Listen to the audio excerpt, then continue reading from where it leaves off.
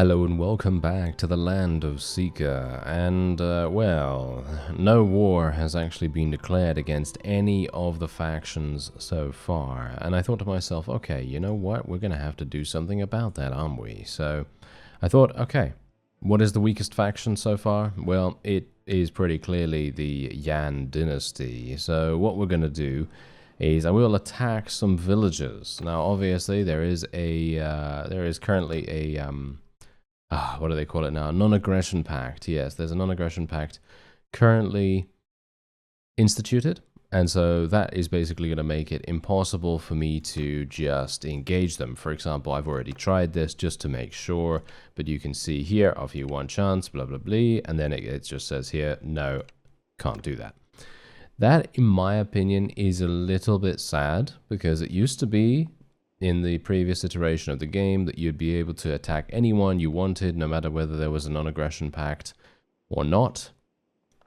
But as it stands, that's the way that Tailworlds has changed Bannerlord. So non-aggression pacts are very strict in this game. So that's obviously going to be a little bit tricky for me to deal with now. Obviously, it's also going to be tricky because the Mogrians are now encroaching upon the Yan dynasty, because obviously they're at war against them at the moment. So that is actually really bad too, because we still have 0% support across the board. Just absolutely across the board. We have no way of attacking the Yan dynasty, or anyone for that matter. So that is actually making things much, much more complicated. This is my current army setup, by the way. I have a lot of my my eggplants right here. I'm actually going to be thinking about changing their loadout, because my main reasoning for creating their skill set, in other words, my main reason for making them primarily horse archers, followed by, if they get dismounted, really heavy two-handed berserkers, was just because we were pretty weak at the time and we really needed to try and, you know, get stronger relatively fast, and being able to maintain your unit strength in regards to, you know, unit density and so on and so forth. That's obviously the main reason why I did that. So I'm thinking what we'll do is we might actually change them around, and we might change them to sort of heavy infantry, maybe with shields. That might be kind of fun. Heavy infantry with shields with throwing weapons instead, because I can obviously customize these guys at any point. I'm just not entirely sure how that's going to go. But now we can attack the farmers, and we're going to lose a lot of honor here. Technically, honor is not actually a, shall we say, it's not a transparent statistic any further as far as I can tell. It's more a hidden in the background sort of thing going on. So we are going to just attack them straight away. Boom, there you go. We defeated them, obviously. And now we are at war against the Yan dynasty. Obviously, all these people absolutely really do not like me right now, because obviously I just declared war on them in a pretty significant fashion. And we are now going to be attacking all of them. Can I? Yes.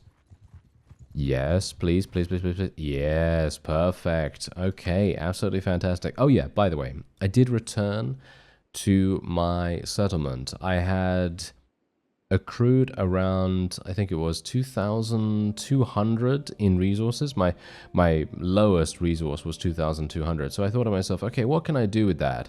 And then I looked and I basically saw, oh, I can upgrade my marketplace if I want to. I can only do that once. So I thought, how much is that actually going to give me? Is that actually really, really useful, or should I do something a little bit different? And so I thought, okay, I'm going to take a look at some of the other options. And I found that the military camp is actually something that I think makes a pretty big difference, because what it actually does is it reduces the wages for your custom troops.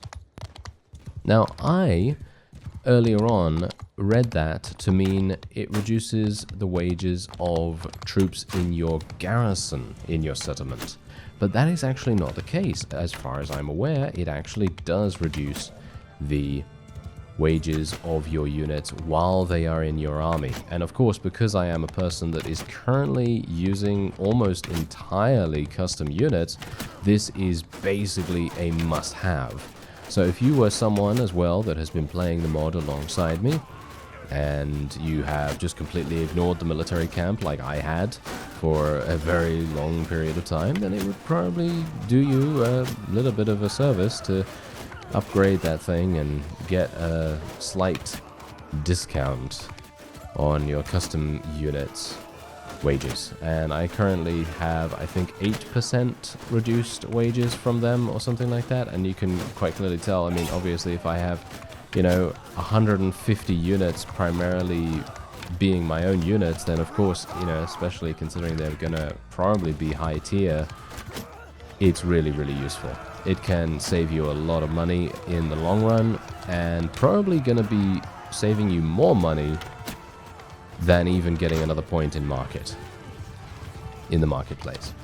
So I would highly recommend just checking that out, seeing what it actually does, because I could be wrong about that, but as far as I'm aware, the garrison actually doesn't make you pay anything. So if you do put units in the garrison at your settlement, you don't have to worry about that one bit, and you can pretty much just slap as many units in there as you want.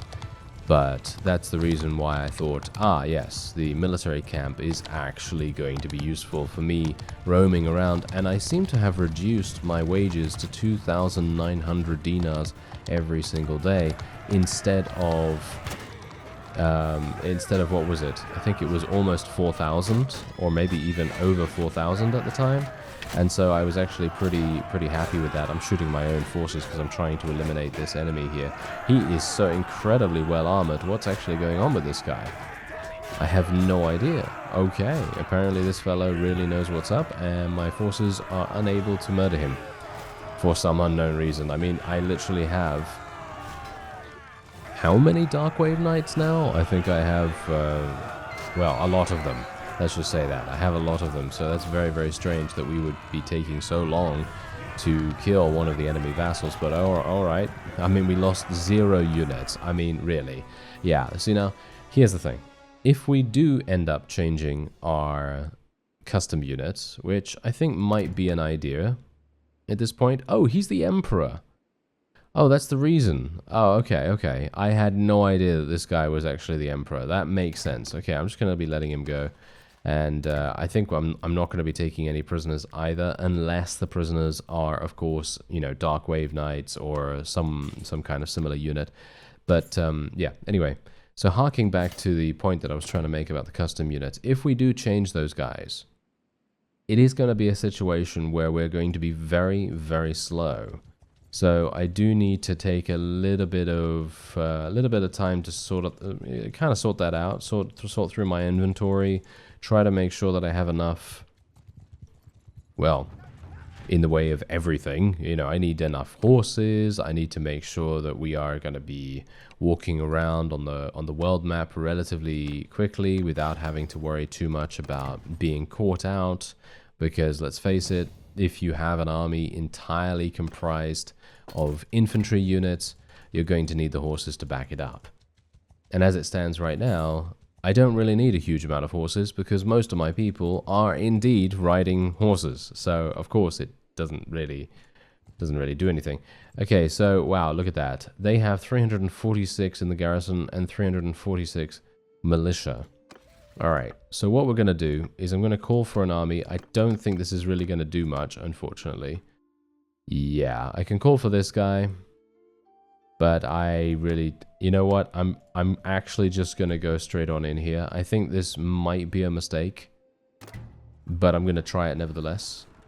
And who knows? Maybe I will actually get some engineering skill. Because it has been a long time.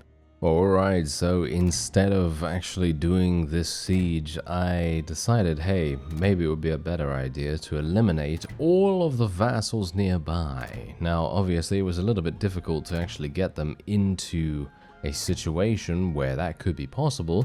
So, you know what I did? I actually captured Lotus's husband, and I executed him. Now, here's the thing. Of course, this is going to make things a little bit uncomfortable because we are indeed reducing our relation with multitudes of different clans and different individuals all over the land. But this is possibly a good thing, because that means that a lot of these people right here do not like us that much now, and they wanna take us down. And so that kind of pushed them forward. I don't know whether that's really how it went, but it seems like that might have been the case. They seem to have been pretty happy to do that. I have always said this, what I really do not like about what is it now, native Bannerlord or basic Bannerlord, is that there isn't this mod. I use this mod usually in my regular series.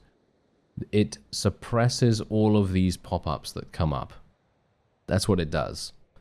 And instead, it will just output in the text box down here. So you don't constantly have that noise in your ears, and you also don't have that big banner coming across the screen all the time, every single time. And now, usually I wouldn't really mind this, right? But the main problem with the banner itself, whenever it comes up and whenever it makes that sound, is that it mutes a lot of the other sounds in the game. So for example, if you're in a battle, or if you're somewhere like a tournament or whatever, it's gonna continually come and make that sound. And you're going to get battle sounds at a much reduced volume. And in my opinion, that's annoying. I think that's annoying, so that's the reason why I generally tend to install that mod that I was talking about. And you can probably find it in the Necromancer series, in the Old Realms. That I think I use it there. I basically use it, as soon as I found it, basically I started using it in the most recent series. So if you want to check it out, then it's probably going to be in the description in one of those series. But yeah, anyway, point is, that's a fantastic mod, and I absolutely love those kinds of things, because, sounds like that really do get on my nerves quite fast, because there's really no business for it to mute all the other sounds, or not mute them, but to make them lower in volume. I don't need to hear that my relation has gone down with random XYZ person just because I've executed someone. I understand a lot of people are going to be unhappy. I don't need to know the specifics of that. You know what I mean? I don't know. I think in general, if you know that you're going to be executing someone, you know that a lot of people are going to be not too pleased. And I don't really think it is really necessary to have a pop-up surrounding that. And even if it does need a pop-up or something, then please just don't reduce the other sounds. That's it. Just don't reduce the other sounds, and then it's easy. Then that's absolutely fine. Then, you can keep playing that sound if you want to, but it does get on your nerves when there are a lot of executions to be done. I mean, I know, I've done series where I basically just execute every single person that I can capture. And that was without the mod that suppresses the sound. And let me tell you, basically half the episode, just this sound over and over again. And obviously you may not hear it at a full volume, because obviously I'm talking, but me, I'm hearing it all the time, and I'm going crazy from it. It's just anyway, thankfully it's finished now, and that is going to be my only execution. Oh, are you sick? That's karma. Did you see that? That is karma. I feel like executing every single person now, but you know what? I think that's just because I executed Lotus's husband. What do you think? I got married to Margarita not even... How many episodes ago? I literally don't even know. I think it's like, what, three or four episodes ago? And now all of a sudden, boom, she's dead just right after I executed someone. That's gotta be karma, right? That has gotta be karma in some way or another. That is... that grinds my gears. Yeah, so she died in battle, as you can quite clearly tell. So that's really, really bad. I guess the best thing that I can do now is try to find Lotus. She has -5, as you can quite clearly see. So that's actually not even bad. She has a lot of children already. Ex-spouse, because he's dead, obviously. So that means Melion Castle. Last seen at Melion Castle 5 days ago. Well, I mean, it was taken. Not entirely sure if that means anything. But I guess we'll go in for another fight. Do you want to fight me? No, you don't want to fight? Alright, yeah. So it seems to me like... Oh, wait a minute. I can actually get these guys to join me. Yes, join me. Every one of you. There we are. That's what I'm talking about. All right. This is looking a little bit more convincing. So let's actually do this. Bear in mind that we have eliminated a lot of the enemy vassals, and if they do want to attack us, then that might be okay. We might be all right. So yeah, once again, as I said before, we're going to be building our catapults. And we're going to see what happens, because I have a number of vassals incoming still to join us here. And I will be very, very pleased to see them. At least I hope so. And my wages are, for some reason, not that expensive. Why are my wages not that expensive right now? That's kind of strange. Am I getting a lot of money from somewhere? Tribute from the Aryans is crazy good. Look at that. The tribute from the Aryans is literally giving me 500. That's kind of amazing. And I am now just ignoring the fact that my catapults are being destroyed. Great. Good work. Good work, me. Very nice. And it seems like we're actually building them a little bit quicker. But it still feels to me like the construction speed is just way too slow. I mean, how many days has it been? As I talked about in the previous episode, I think I talked about it in the previous episode at least, the siege towers, which were my most loathed siege engine in Warband, they would take 48 hours if you had relatively decent engineering skill. And I have been here for at least 2 days so far, and I still haven't destroyed any of the walls. And it takes a lot longer. Megarita. Oh yeah, by the way. To top it off, okay, someone actually said, best hope that your character isn't too old to have children. Saying that to me, of course. And I thought, oh yeah, that's true. Yeah, I mean, that's not too bad, because I already had knowledge of the fact that she actually was pregnant at the time. That happened off screen. By the way, that happened off screen, and I was actually really looking forward to actually letting you know that, to be honest, because that obviously was unknown to you. But yeah, she was actually pregnant, and unfortunately, well, yeah, that put paid to that, didn't it? Yeah, that didn't really work out too well. So that's unfortunate. Anyway, I'm actually going to build trebuchets. It seems like the catapults are not really doing what we need them to do. They seem to be a little bit ineffective. Not entirely sure whether the ballistas have been buffed a super large amount or anything like that. But yeah, who knows. Anyway, there we go. Let's see what we can do here. I'm going to continue placing them in the reserves, of course. And we just need to build one more. I will have one catapult. Hopefully that catapult will hopefully help us to eliminate the ballistas. Just that little bit faster. There we go. Alright, so let's do this. Let's put the catapult there and the trebuchets. Okay, now let's cross our fingers and actually hope that the ballistas are going to not do so much damage. Whoa. Yeah, they are actually really good. I'm not entirely sure why they are so incredibly powerful, but okay. Anyway, ranged siege engines have 10% more hit points, or ranged siege engines are 25% less likely to be hit. Yes, we will indeed take that. That is incredible. That is absolutely fantastic. That basically makes it so that the enemy has an even lower accuracy than they normally do. So 75% now, and then whatever else, whatever other kind of penalties they have too. So very pleased with that. Now, if we can take this, I have a very high chance of being awarded it. That's the main reason why I actually want to do this to begin with anyway, because being able to have another town, being able to build up that town would be very useful for us Indeed. Because if we can do this, we can gain a lot of rents, a lot of tariffs. We can try to get things actually rolling a little bit better with our economy, and maybe try to even make a profit every single day. That would be really nice, in my opinion. That would be great. But that is a bit of maybe a bit of wishful thinking. Not entirely sure about that just yet. Considering my trebuchets are all being destroyed at a remarkable, similar rate, shall we say? And yeah, the ballistas are... I'm pretty sure they've nerfed the trebuchets.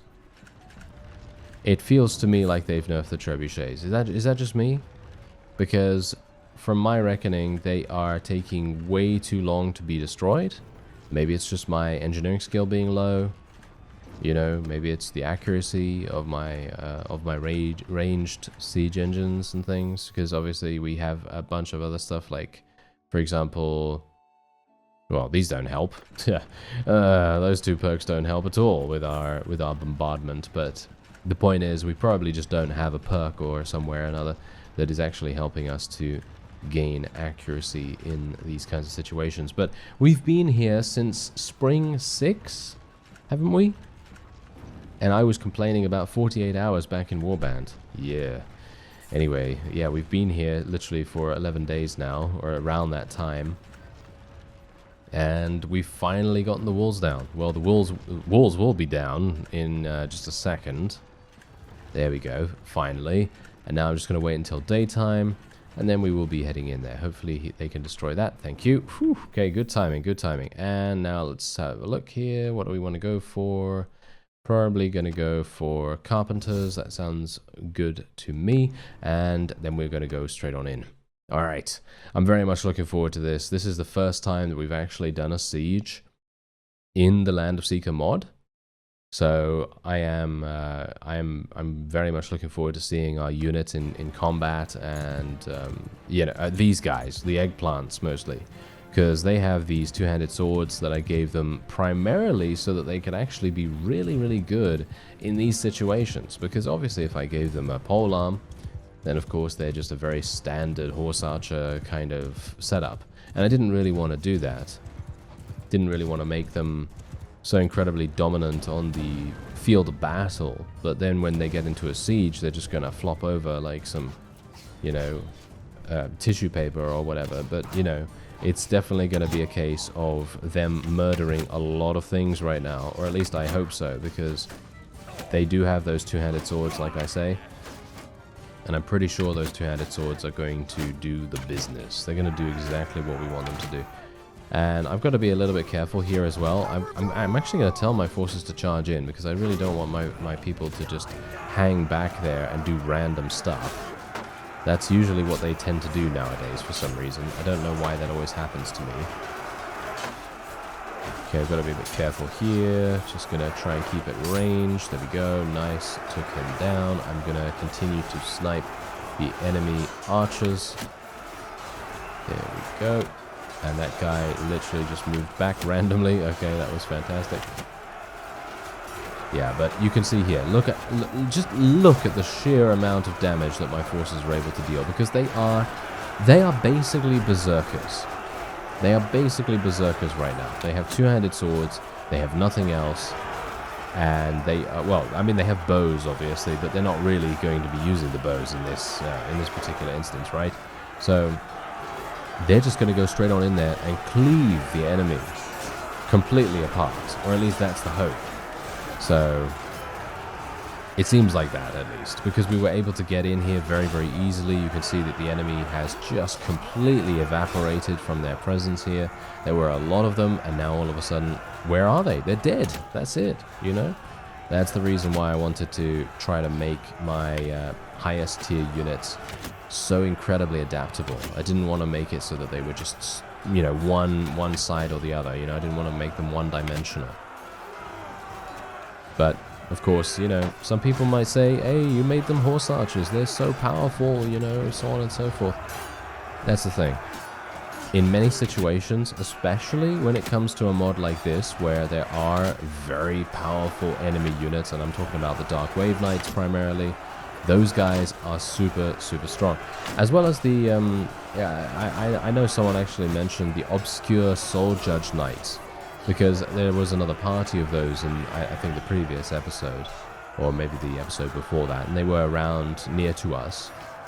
And I think you said something like, well, why didn't you attack them? Because, you know, you've got horse archers and they don't have shields, and that's true. That is very true. I would probably be able to beat them, but I actually did go into a fight with them one time before, and I had to run away. This was off screen, I believe. And I actually lost a bunch of units in the process. And I had relatively high tier units, but maybe just not that many. So maybe it would be a good idea for me to try that again. Because these horse archers, they should tear apart any opponent that doesn't have any shields, of course. I mean, they should be able to do that. But that was my thinking beforehand when I attacked that other band of units off screen, you know, just in an attempt to sort of test my strength, so to speak. I didn't really want to do that on screen either, because, you know, if it ends in a defeat or I have to run away, then of course I have to do a bunch of off-screen progression after that anyway. And yes, indeed, I did have to run away and I lost a bunch. But it's okay, because indeed, I've done the testing, and that's kind of how things go. But yeah, that's the reason why in those kinds of situations, when I see something, when I see one of those parties, I think, oh yeah, I remember actually attacking those. Obviously, you wouldn't know this, so I don't blame you for saying that, because obviously it's probably a pretty decent estimation that we would be able to achieve victory against them now. So I think next time we see one of those guys and we have around maybe 100, maybe 110 of my high tier units, I should be able to defeat them without too many difficulties. But we've got to bear in mind that most of the time they do run around with more than that. I believe they usually have about 140, maybe even 150. But I'm not sure actually. Was the party that we saw actually having that many? Because now I'm questioning my memory. Now I'm thinking maybe it wasn't actually that. And maybe they were actually 115. Because if they were 115, then it's fine. Then we would easily be able to achieve victory, I think. Well, maybe not easily, but it would be a victory. But it depends on how many we would lose in the process. How many have we eliminated so far? Wow, literally. Whew, okay, that was a hard slog, wasn't it? Yes, we've literally now just about been done with all of what we were doing here, and the enemy. Last opponent is still alive. I don't even know who it is. Oh, it's one of these really, really heavily armored vassals, no doubt. And as you can see, it's very difficult for us to actually kill them. Should I just pull my units back? I'm actually wondering whether I should pull my units back. I mean, they're surrounding them. Surely they should be able to kill them, though. I'm just going to pull my units back and see if I can maybe shoot the guy in the face or something like that. That would probably be the quickest way of doing it. Or maybe if I move them back, then maybe they're going to have enough space to actually swing their weapons. Yeah, this is also the reason why I absolutely love having super speed while I'm still alive. Because obviously I can use super speed while I'm dead, but I can't do that while I'm alive.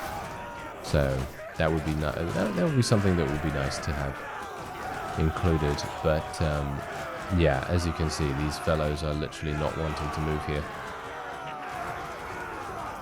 That is really, that grinds my gears super hard right now. Actually, what are we actually fighting?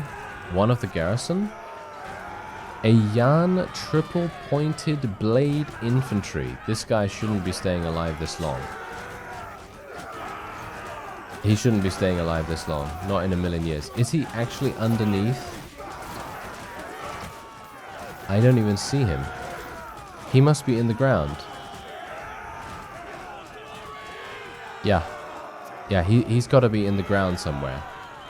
He has to be in the ground, because there is no other way that we would be not killing him. So I'm actually going to have to retreat, which grinds my gears pretty significantly, actually. But yeah, anyway, Let's send our troops in. Boom. That's going to be an instant win. And there we have it. Alright, so now we're just going to be letting these guys go. There's no real reason to keep them around here. And also we do have to earn a little bit of relation with a couple of people, because obviously they don't really like us that much since the execution.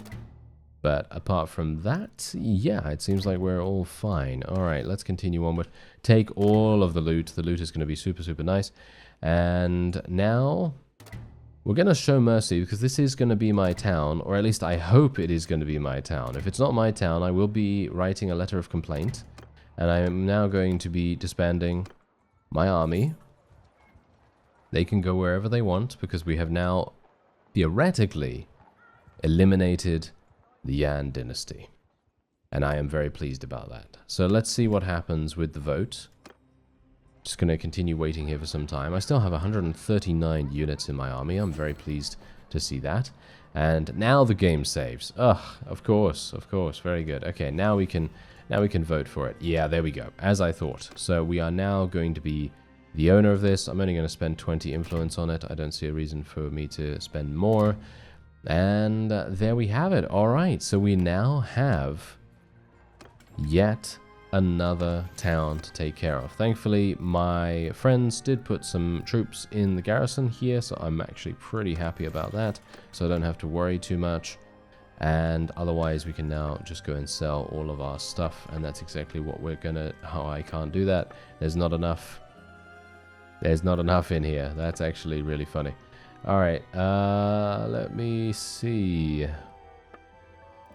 Is there something really good that I can buy here? This is pretty good. This is pretty good. Yeah, why not? Why not? Let me buy that.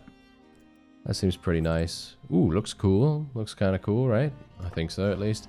And now we can sell that. And we can sell some of our weapons as well. There we go. So now we have 56,000. We've got some new shoulders as well. Super nice. And otherwise, I think that's probably going to be it for this episode. I'm going to be managing my town a little bit, and maybe my faction will decide to declare war against someone as well. Look at this! Onika Castle just got taken by the Mogrians. When did that get taken? I guess someone defected or something like that. I'm not entirely sure. Anyway, I thank you very much for watching, and I'll see you next time.